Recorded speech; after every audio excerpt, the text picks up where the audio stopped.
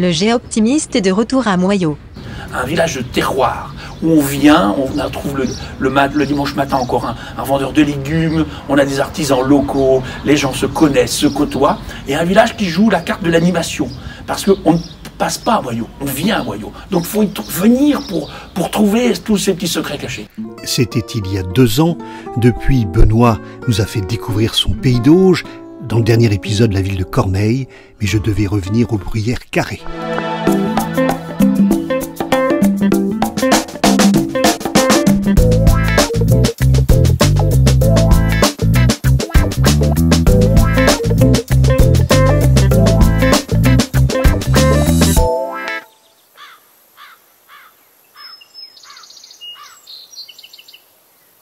Bonjour à tous les voyageurs, curieux, généreux et respectueux. Bonjour Aurélie, bonjour à tous. Cet été, le Géoptimiste a rendu visite à son ami Benoît, dans le pays d'Auge, en Normandie. Benoît n'est pas seulement le maire de Moyaux, il nous accueille aussi dans son étape France Passion. Benoît est avec le taupier. Ouais, super. Oh, bah dis, elle est bien pincée là. Elle est pas pincée au museau. Ah ouais, elle est bien pincée. Hein. Et 3 quand même, c'est pas mal. 3 sur 5 pièges. Tu te débrouilles bien. Je vais te garder, Michel. Je vais te garder. Michel, vous faites combien de taupes par an? Combien j'en fais par an? Ouais, à peu près. 1000. Non.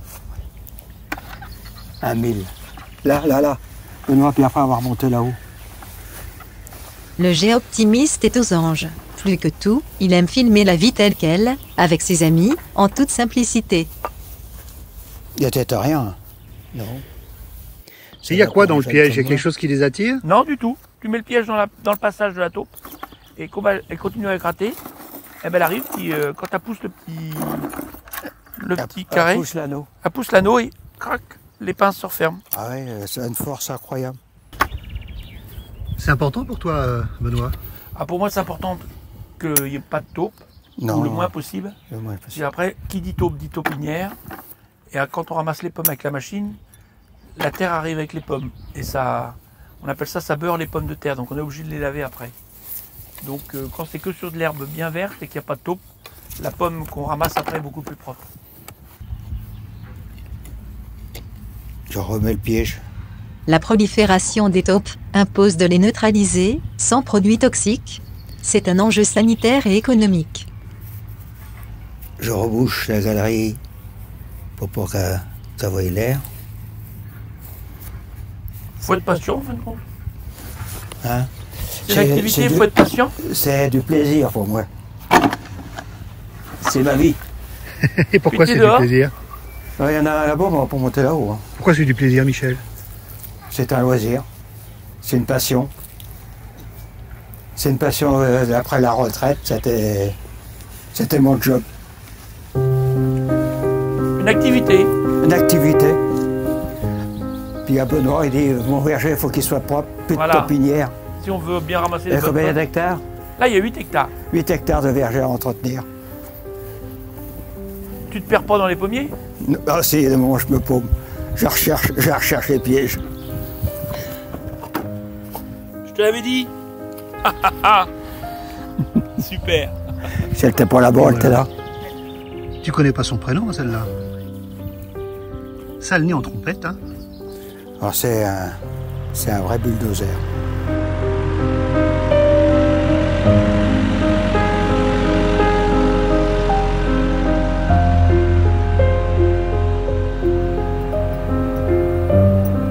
Alors nous arrivons dans le verger où se concentre la production de variétés de pommes.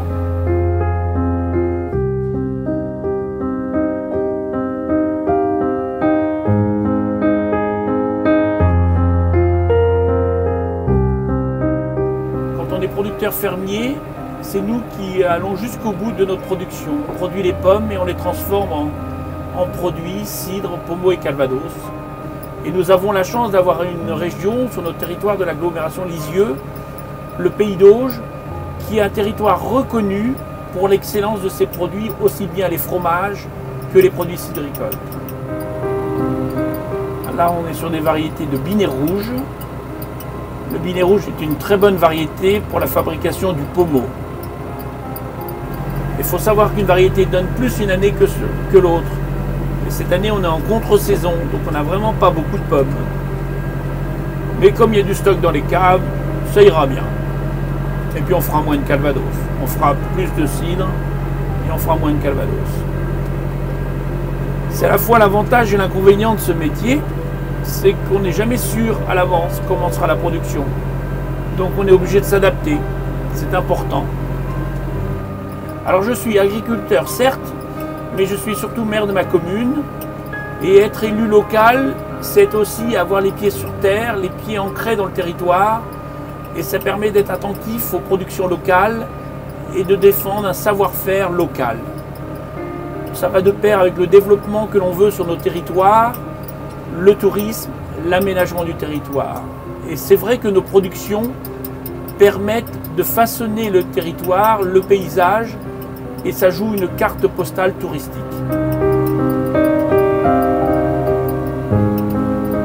C'est une année sèche, les pommes ne sont pas grosses, on espère qu'on aura un petit peu d'eau pour qu'ils puissent grossir.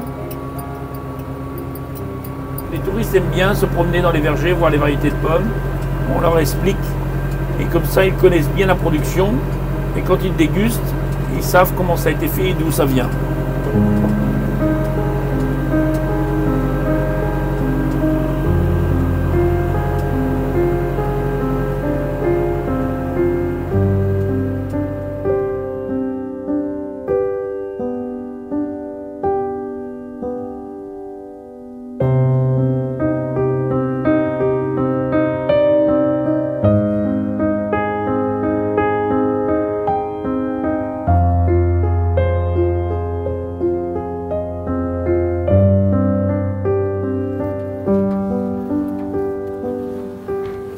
Je me suis toujours demandé comment les abeilles voyaient le monde. Si vous étiez une abeille, vous aimeriez vous promener dans les vergers. Ah oui, parce que Vas-y Vincent. les pommiers fleurissent au printemps, donc c'est là que la colonie est déjà bien forte pour aller sur les fleurs de pommier. Et puis là, elles ont 50 mètres à faire, elles sont dedans. Donc moins la distance est loin à parcourir et plus elles vont au plus près. Dès qu'il y a des fleurs tout de suite à côté, quoi, Elles sont contentes. Voilà. Et le producteur de pommes que je suis est content parce que l'abeille va favoriser la pollinisation.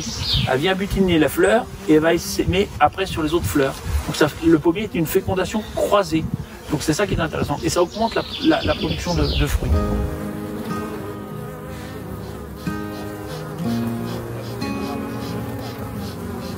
Lorsque vous voyez des ruches, ne vous approchez jamais. Stéphane assure la prise d'image avec un professionnel formé. Tous deux disposent d'un équipement adapté et qui les protège, de la tête aux pieds.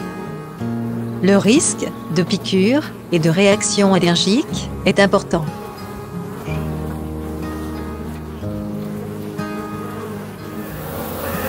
Donc là, tu vois, on repère les plus gros, là, ça c'est des mâles. Ça, c'est ah ok, d'accord. C'est ceux qui vont féconder la reine, ceux-là. D'accord. Donc elle, tu vois, elle a du pollen. Ouais. Et le pollen, elles vont le chercher pour nourrir les larves. Ce qui n'est pas le cas pour celle-là.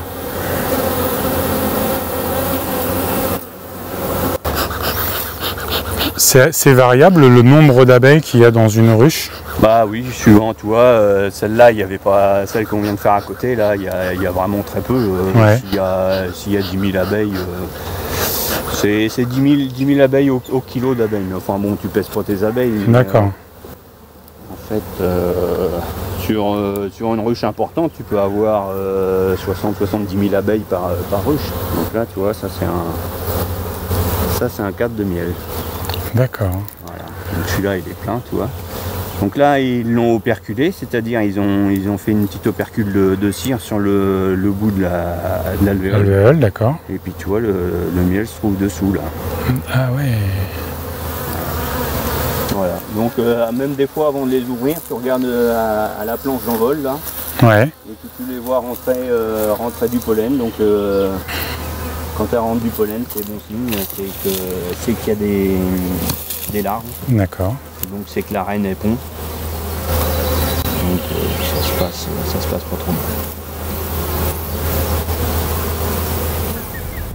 Dans un pays de tous les temps, vivait la reine des abeilles.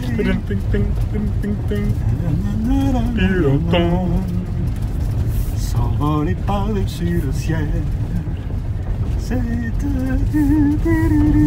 du nom de Maria.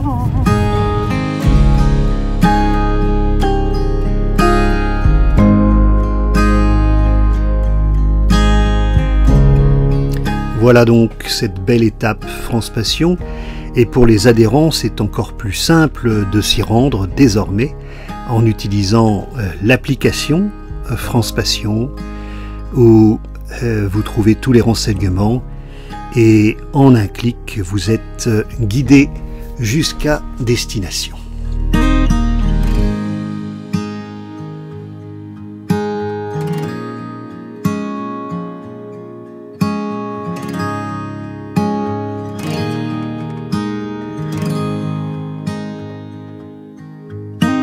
Retrouvez cette bonne étape France Passion sur le guide 2021, que vous pouvez commander en ligne sur france-passion.com.